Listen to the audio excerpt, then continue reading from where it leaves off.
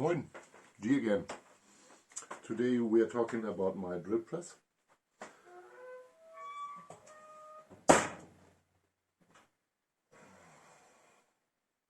Or maybe not. Moin, G again, and welcome to my tiny basement shop.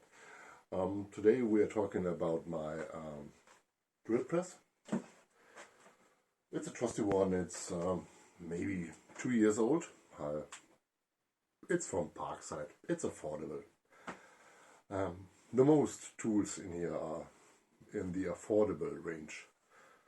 And it served me well for these years now. And as always with affordable tools, they are not perfect. They are by no means fitted with all the kinds of additions you like. So you have to give some love to them and to upgrade some parts. Because from the factory you got a little bit junk around it, and you have to remove the junk and get to the good parts or make them yourself. And I did it. And I think I got a good drill press for my kind of work. I don't drill steel larger than maybe 12 millimeters or 40 millimeters. That's the range we are talking about, and maybe the biggest drills I use are around the 12 to 40 millimeter range as well. So, but that's in the specs of this kind of affordable benchtop drill. So, yeah, let's have a closer look to it. So as you can see, my drill sits beneath my Vivo bandsaw and my other Parkside bandsaw in this corner, and I made some decent upgrades to it. It works fine. It's for the price a great tool. Just started.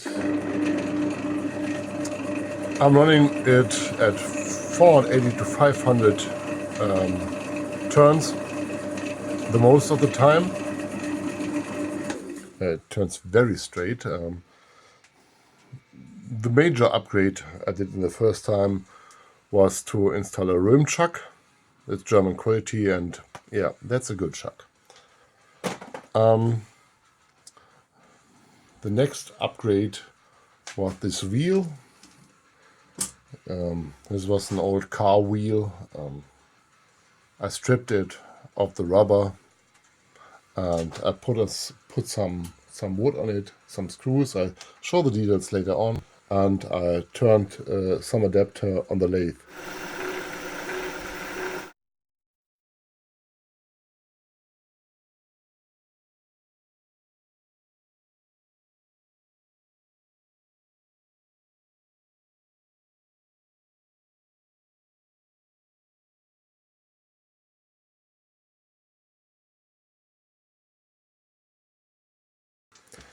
Next update was the switch. You can switch the speed of the drill. On this side, there was a lever from Parkside Original, but this one was plastic and it broke, or it slipped.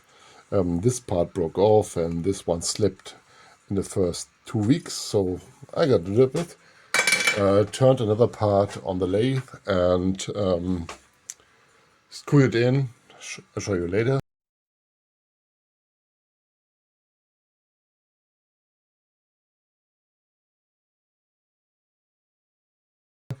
The next upgrade was the depth gauge. Got a very cheap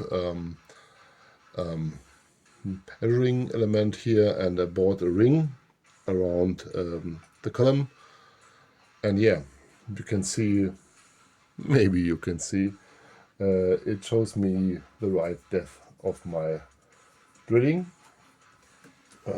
Yeah, works very well, works long now, and yeah, it's great. It's a little bit oversized. I think And this is an aluminium part. I drilled it, I cut it, I clamped it on, and this aluminium bracket, and here some bracket to hold it on the mill.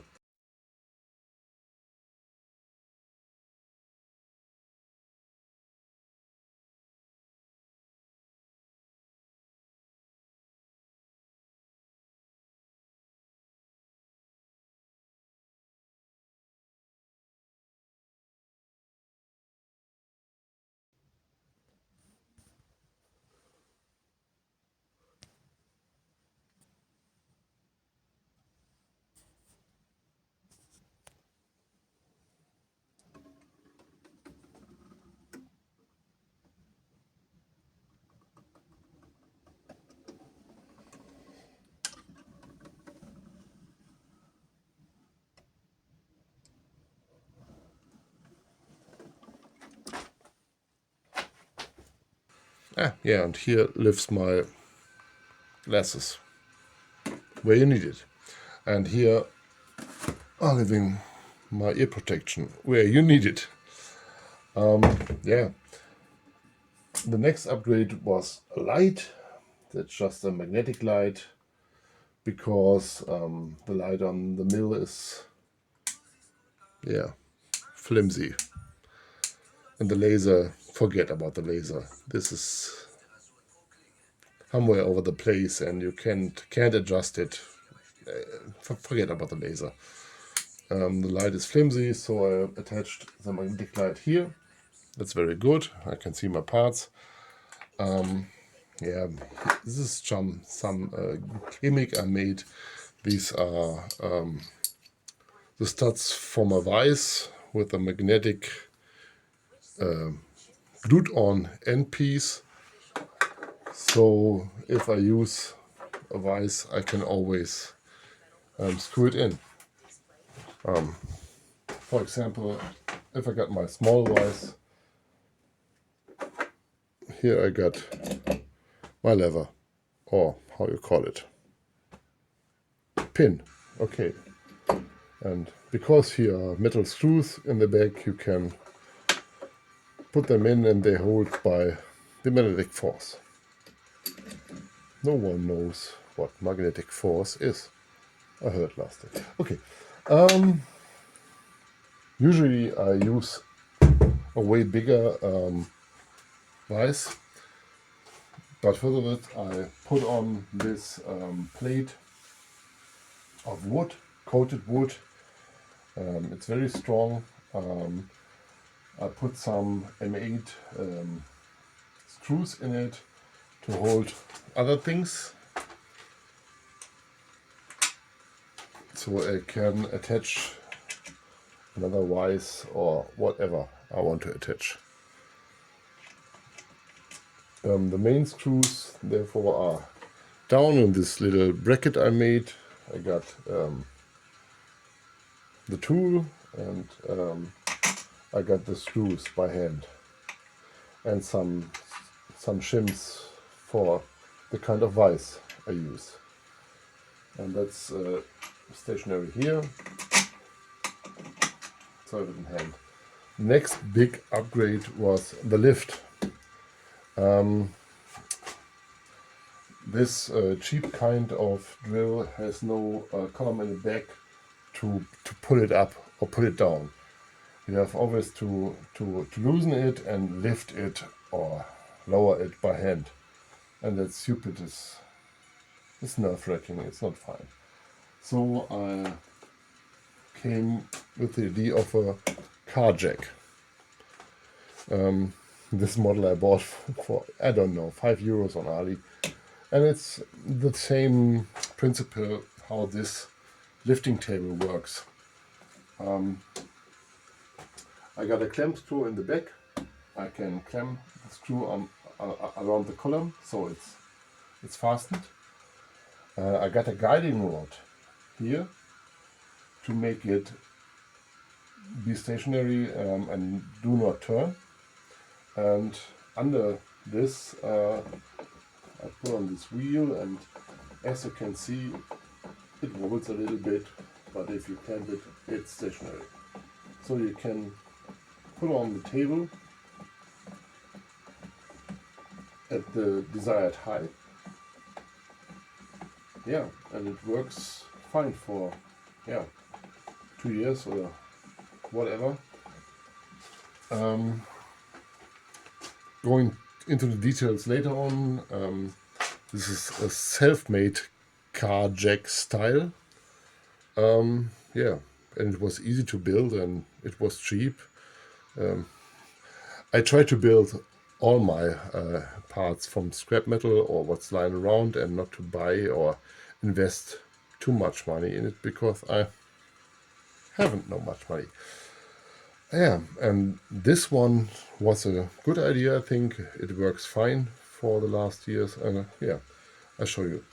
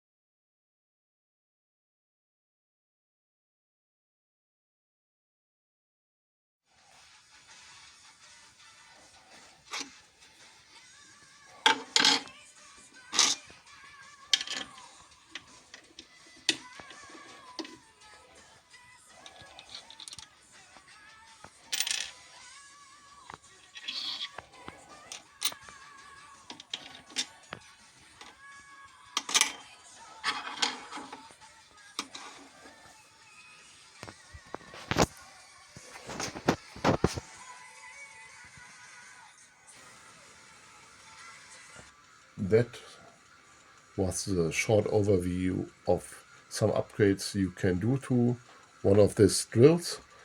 There are cheaper ones of this size or this kind, but they have no metering of the drill speed. And just show you, and this is a belt-driven head.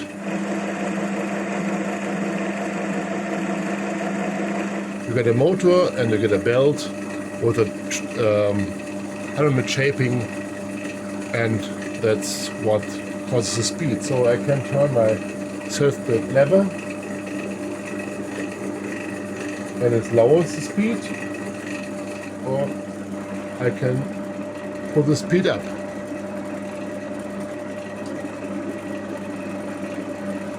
Now we're at 700, and now we're going down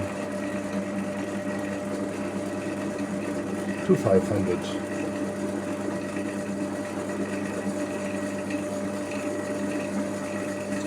And it's around 500 is my desired speed for the most drilling I do. If you got smaller drills, you need a higher turning rate. If you got bigger drills, you go down, and yeah, you got the perimeter up here. It's a little bit dusty, but you can see steel, drill size maybe 10 millimeters. You are about between 400 and 600. That's where we are. And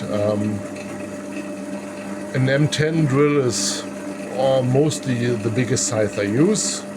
Sometimes 18 or 16, but that's around the 400 UPM. and well, that's okay. I can turn it up to 2500 RPM, but I never needed this. Maybe I never drill a 2mm hole with 1700 RPM. Yeah, 500 is okay. Okay, let's stop it. Put back my glasses.